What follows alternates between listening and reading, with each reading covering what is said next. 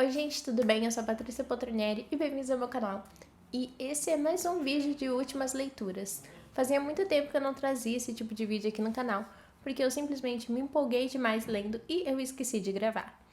Para quem é novo por aqui e não sabe como funcionam os vídeos de últimas leituras, normalmente eu pego um compilado de livros, não necessariamente durante um mês, pode ser um período mais longo ou mais curto, dependendo do meu ritmo de leitura, e trago aqui quando já tenho uma boa minutagem de vídeo. Os livros que eu já criei conteúdo aqui no canal, eu deixo linkado nos cards e passo mais brevemente sobre eles, enquanto os livros que eu li mais em off, que não tinha vídeo ou que ainda vou criar conteúdo sobre eles, eu trago mais detalhado o que eu achei e do que se trata a história.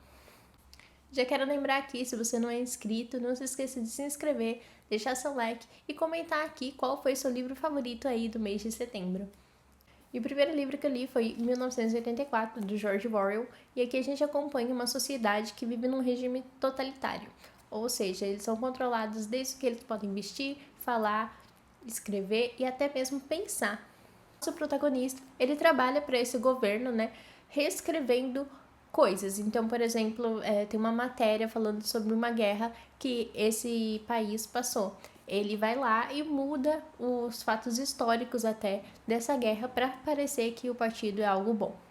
Vamos supor que saiu uma manchete do jornal hoje cedo. Se hoje à tarde mudar alguma coisa referente ao partido, ele tem que reescrever a matéria. E não é só com matérias e fatos históricos. Eles também mudam livros, dicionários, enfim, tudo, exatamente tudo, para que fique de acordo com o que o governo acredita. Porém, esse nosso protagonista, conforme ele vai vendo essas coisas, ele vai se questionando se aquilo dali não é errado e querendo saber o que aconteceu de fato. Então, querendo saber as versões verdadeiras antes desse regime entrar. Então ele começa a frequentar lugares que são vistos meio que proibidos, vamos dizer assim, que são mais violentos, quem vive lá são mais a periferia, e ele começa a comprar antiguidade. Então objetos que hoje em dia já não tem mais validade, né? Não tem mais utilidade nesse novo regime, mas que antigamente as pessoas usavam e mesmo que ele não saiba para que eles usavam, ele gosta de colecionar e fica imaginando para que será que tinha aquilo. Em contrapartida, nesse mesmo lugar que ele compra essas antiguidades, tem um senhorzinho e ele vive conversando com esse senhorzinho sobre o que era o regime, o que ele lembrava quando o regime tinha começado, quando ele era criança. Mas mesmo assim, ainda tudo é muito nebuloso. Porque, por exemplo, se o senhorzinho lembra que a guerra era com o Japão, por exemplo. Só que daí ele vai consultar alguma fonte, né, pra saber se, nossa, será que era o Japão mesmo? Se o governo não queria que vocês pensassem que era o Japão, ele já alterou. Então fica muito nebuloso o que de fato aconteceu e o que as pessoas simplesmente imaginam. Ou que o governo quer que você pense que não aconteceu. Então, esse nosso protagonista, ele vai aí ficar imerso nesse mundo e tentar descobrir mais coisas. E no meio desse caminho, ele conhece uma mulher. E nesse regime, as mulheres, né, a questão de ter relações e ter filho é uma decisão do governo e não delas ou do seu marido, acompanhante, enfim. Então eles começam a se ver escondidos, né, para que o governo não os separe. E em cada encontro deles, eles estão um pouquinho mais perto de dar ruim e de serem pegos. E quando alguém é pego pelo governo, ninguém sabe o que acontece com eles. Eles simplesmente desaparecem. Não sabe se são mandados para um campo de concentração, se são executados, enfim. Eles simplesmente desaparecem. Aliás, chega um ponto que o governo começa a criar um próprio dicionário, que é um dicionário com palavras assim mais simples para que as pessoas parem de pensar mais ainda, porque as pessoas já não podem pensar, né? Mas eles começam a criar um dicionário para que você pense menos ainda. Então, tipo, não existe bom e mal. Existe o bom e o não bom, porque para eles não precisa ter o mal se já existe o conceito de bom. Enfim, é um grande rolê e o George explica tudo pra gente. Assim como Revolução dos Bichos, é um livro que praticamente não tem diálogo e é texto corrido, assim, quase não tem parágrafos também, é muita blocos e blocos gigantes de texto, mas não se assustem, eu tomei um sustinho quando eu abri, porque eu não tava esperando esse formato. Mas sério, gente, é um livro muito fluido e rapidinho de ler, porque cada página que você vai descobrindo mais sobre esse regime e sobre esse protagonista, você fica mais ansioso para saber se ele vai ser pego, o que vai acontecer com ele e que fim que vai dar, né, esse regime totalitário. Se alguém, enfim, vai se revoltar contra eles, se eles vão continuar prosperando. Então é um livro muito envolvente e realmente tem sempre um gancho pro próximo capítulo para você ficar ainda mais intrigado. Por mais que não seja o objetivo desse livro, com certeza tem como você aprender muito sobre política com ele, porque para quem não sabe, o George trabalhou fazendo discursos de políticos, que é muito fácil de entender essa fórmula, né, que os políticos usam, de entender como que funciona esse regime totalitário, e ainda por cima o George consegue trazer isso de forma muito ilustrativa, então é quase como se você estivesse vendo de fato aquilo acontecer. Fora que é uma leitura muito atual, né? Cada momento que você lê o livro, você fica pensando, nossa, é igualzinho o que tá acontecendo hoje. No fim, eu dei 4 estrelas e meia, mas é menos porque eu achei que existe algumas partes que é bem parada e, tipo, não é um parado necessário pra história, é um parado que ele pega um acontecimento e leva pra outro patamar que não vai ter nenhuma relevância pro resto da leitura. Então, eu tirei meia estrelinha por causa desses momentos que não são muito frequentes, mas existem sim. Mas sem dúvida, é um dos livros mais importantes de política que eu já li. Esse próximo eu consegui no Esquilo, que é um aplicativo de leitura vinculado aí com sua conta de celular. Eu já tenho um vídeo explicando melhor como funciona o Esquilo e outros aplicativos de leitura gratuita. Vou deixar linkado aqui nos cards para quem tiver interesse em ver. E dessa vez foi um do Victor Martins, novamente, né? Que eu estou um pouquinho viciada na escrita do Victor Martins. E é 1 milhão de finais felizes. Nele a gente acompanha o Jonas, que não tem muita noção do que ele quer fazer no mundo ainda. Ele não quer fazer faculdade, mas ao mesmo tempo ele não sabe o que ele quer de carreira. O único objetivo dele, e que ele sabe que quer fazer, é escrever. Só que ainda assim ele não consegue colocar suas histórias em prática e, enfim, escrever elas. Então ele anda com um caderninho onde ele anota todas as histórias que ele imagina de escrever, mas que ainda não teve tempo de escrever. Por isso, 1 milhão de finais felizes. E assim, ele escreve sobre clientes que vão nessa cafeteria que ele trabalha, situações que ele passa no metrô, literalmente tudo. E um dia ele tá ali na cafeteria, ele vê um menino bonitinho, que no caso é o Arthur, e ele resolve que ia colocar uma história de pirata nesse caderninho dele. Porque ele não esperava que ele ia rever esse Arthur em outra situação, acho que foi numa balada. E a partir daí, os dois começam a ficar mais próximos até desenvolver um relacionamento. Porém, como nem tudo são flores, a família do Jonas é muito religiosa e então tem todo esse ambiente um pouco, vamos dizer assim, mais tradicional. E o Jonas fica um pouco receioso para assumir essa sexualidade. Então a gente tem todo esse cuidado e atenção de quando ele vai sair e ele todo apreensivo, enfim, tem esse rolê aí. Assim como 15 dias, a gente conta com várias pérolas de humor do Victor Martins, que foi minha parte preferida de 15 dias, só que aqui eu não achei tão frequente. Então, tem uma aqui, outra ali, mas não é tão frequente quanto 15 dias. Só que diferente de 15 dias, eu achei que aqui o Victor tá um pouco mais tímido e a escrita dele não tá tão fluida. Não sei se foi só a minha impressão, mas eu preferi 15 dias. Além desse ambiente um pouco mais recluso, né, que demonstra mais as dificuldades do LGBT ao invés dos momentos felizes, eu não curti tanto, porque eu acho que a gente já tem muita coisa assim nesse tema. Foi apenas esse detalhe. O restante do livro eu gostei bastante. Ah, e no meio da leitura tem um easter egg de 15 dias. Então, leiam para vocês descobrirem. Depois eu resolvi ler alguns contos e escrever no meu Instagram sobre eles. Então aqui a gente vai ter alguns contos que eu li durante esse mês. Primeiro foi Vou Mentir para uma Terapeuta e Já Volto, que mostra muito essa questão de pré, durante e pós-pandemia. Então a gente acompanha a vida de uma adolescente durante esse momento caótico e incerto que a gente passou. É um conto rapidinho de ler, bem gostosinho, e o final dele, assim, ó, acho que descreve muito bem o que todo mundo sentiu nessa pandemia. E em seguida ali, depois a Caixa Preta, que é um conto do mesmo autor do Zumbi do Baú Gelado e as 220 Mortes de Laura Lins. E aqui a gente vai ter a história, né, como se fosse um Big Brother numa casa de vidro.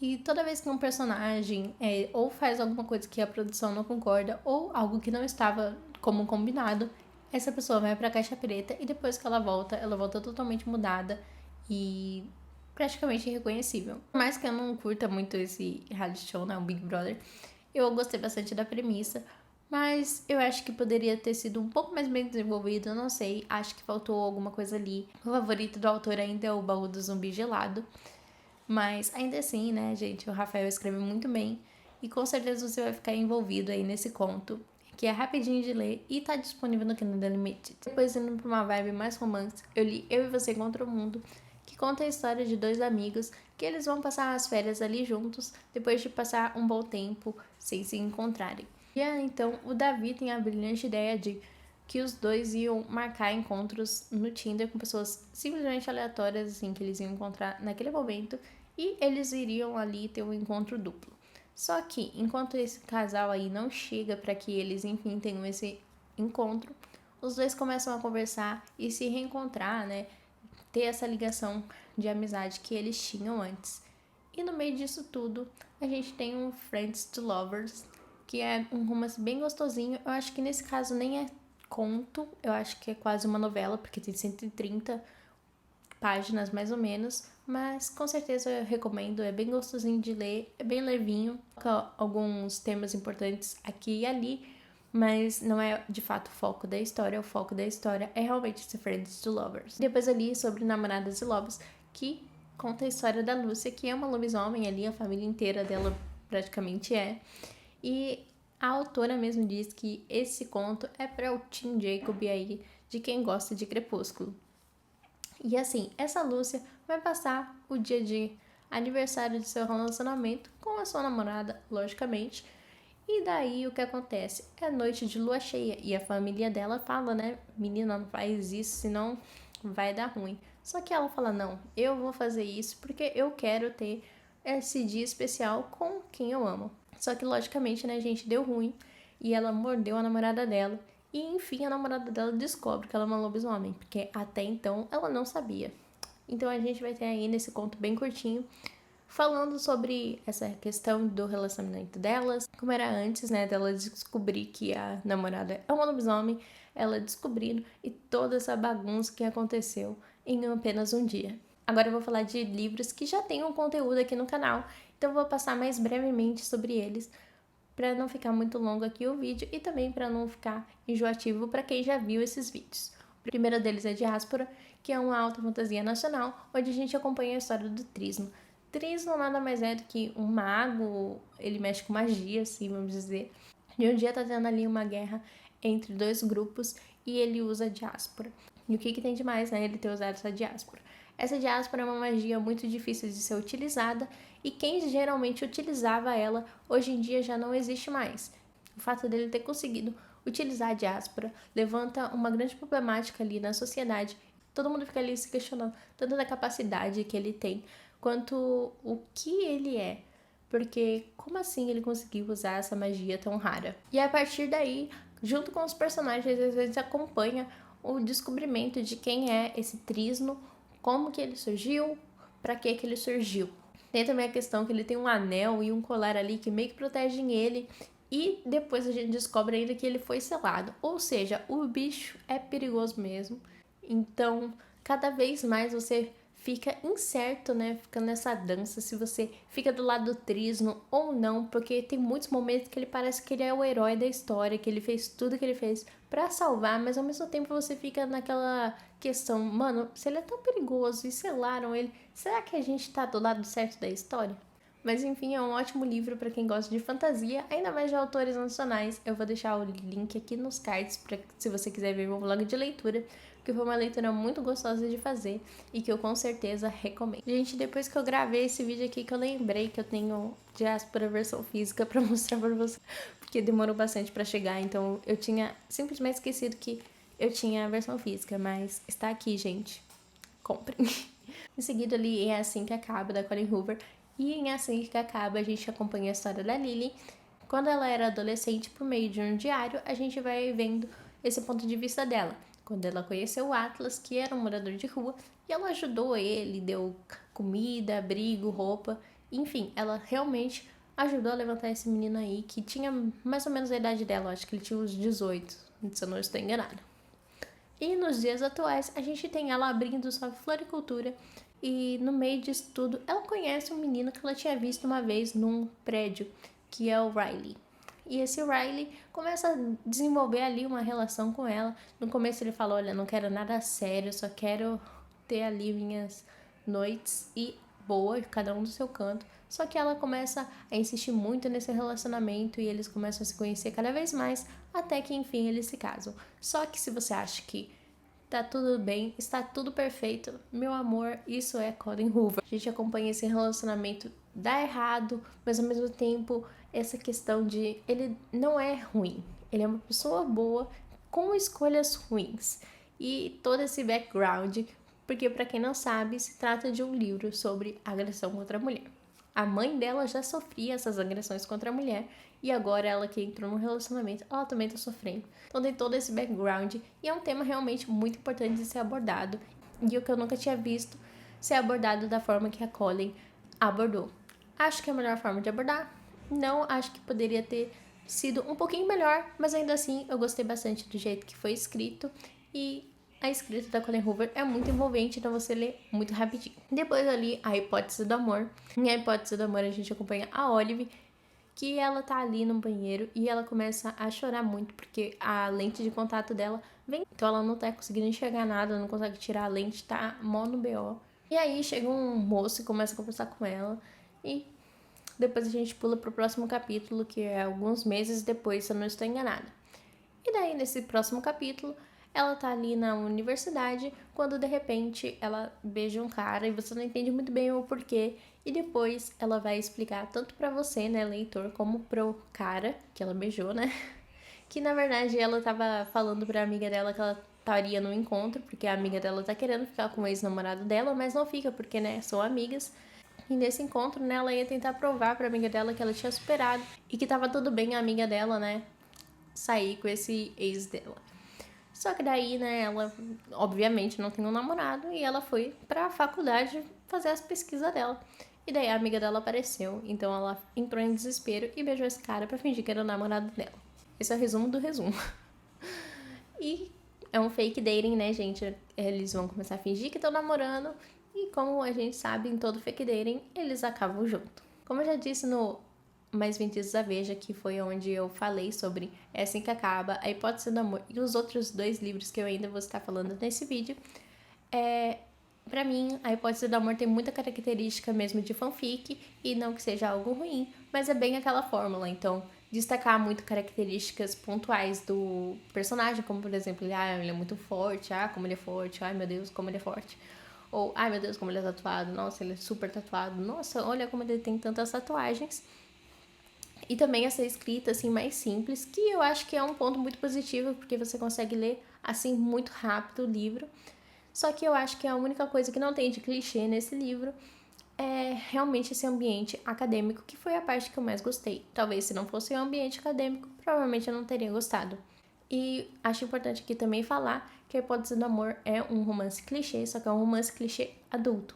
Então tem 2 capítulos, assim, de cenas explícitas, então se você for menor de idade, eu não recomendo que você leia. Depois ali, E Não Sobrou Nenhum, da Agatha Christie, que são basicamente 10 personagens que são convidados por um Sr. Owen, que ninguém sabe quem é, pra ir numa ilha. E como eles estão de férias, bora, partiu, foram pra ilha. Chegando nessa ilha, tem umas coisas estranhas ali que começam a acontecer, que não tem esse Sr. Owen, ninguém sabe quem ele é. Eles começam ali a conversar e ninguém faz ideia de quem é esse cara. E além disso, toca um disco super suspeito, meio estranho, né, vamos dizer assim, no mínimo, em que começa a falar sobre homicídios que eles são culpados. Então, por exemplo, um médico que deixou o paciente morrer, uma pessoa que não salvou fulano no exército, enfim, coisas que não necessariamente eles são culpados, mas que a pessoa que pôs esse disco ali acha que são. Então fica todo aquele clima, nossa, tem vários assassinos aqui, nossa, será que ele de fato não é culpado? E no meio disso tudo, uma pessoa morre envenenada. E daí eles começam a suspeitar um dos outros e ao mesmo tempo suspeitar desse Owen, né? Porque afinal de contas ninguém sabe quem é e vai que ele tá ali escondido naquela ilha. E enquanto eles vão ali investigando, a toda hora morre uma pessoa nova, até que não sobre nenhum, como diz o título. Eu achei o fim bem previsível, o que normalmente não acontece comigo em Agatha Christie, porque eu sou bem lerda, mas dessa vez eu achei muito previsível. Só que não se preocupe se você não entender, porque no final a Agatha Christie sempre, né, nos explica sobre do que se trata o homicídio e quem foi o culpado. E por último, pro vídeo dos mais vendidos da Veja, eu li A Revolução dos Bichos, que também é do George Orwell. E foi assim, coincidência eu ter lido os dois no mesmo mês. E como eu disse anteriormente no Mais Vendidos da Veja, eu acho que esse daqui é um bom livro para ler antes de 1984. Porque enquanto em 1984 a gente tem um regime totalitário já atuando e extremamente assim controlador, aqui a gente tem o desenvolvimento, né, o surgimento desse regime. Então, em um belo dia, os animais dessa fazenda resolvem se rebelar, né, se revoltar contra o fazendeiro, porque eles produzem muito e não recebem nada. Só que, a partir desse momento, os porcos, que são os mamíferos, né, são mais inteligentes, eles tomam posse dessa fazenda e começam a fazer não apenas o que o fazendeiro fazia, mas até coisa pior. Só que no começo desse regime, tá tudo muito bom, eles escrevem 10 regrinhas ali que tem que cumprir e todo mundo parece estar colaborando, todo mundo trabalhando e todo mundo recebendo. Até que aos poucos esses porcos vão deixando, né, ali as características de porco e cada vez vão ficando mais parecido com os humanos. Então é um bom livro para você entender, né, como a sociedade, como as pessoas aceitam um regime totalitário e não percebem que estão aceitando um regime totalitário. E como também, né, o próprio regime vai mudando a cabeça das pessoas, né, e moldando o que essas pessoas têm ou deixam de ter, de pensar deles. Então, é um ótimo livro para ler antes de 1984. Mas eu que li depois também, não tem problema. São dois livros independentes, você lê um, lê outro, tá tranquilo. Só que eu acho que você lendo esse, você entende como 1984 chegou. Esse livro aqui, eu acho que ele ilustra mais essa questão política um pouco mais infantil, vamos dizer assim. Não é um livro infantil, mas com um ponto de vista assim mais fácil ainda do que 1984. Então, eu acho que esse é um bom livro para se trabalhar política também com o público mais jovem. Enfim, essa daqui foi minhas últimas leituras. Espero que vocês tenham gostado. Vamos reforçar aqui, né, para vocês não esquecerem o like e comentar aqui qual foi a melhor leitura que vocês fizeram em setembro. Espero que vocês tenham gostado e nos vemos no próximo vídeo.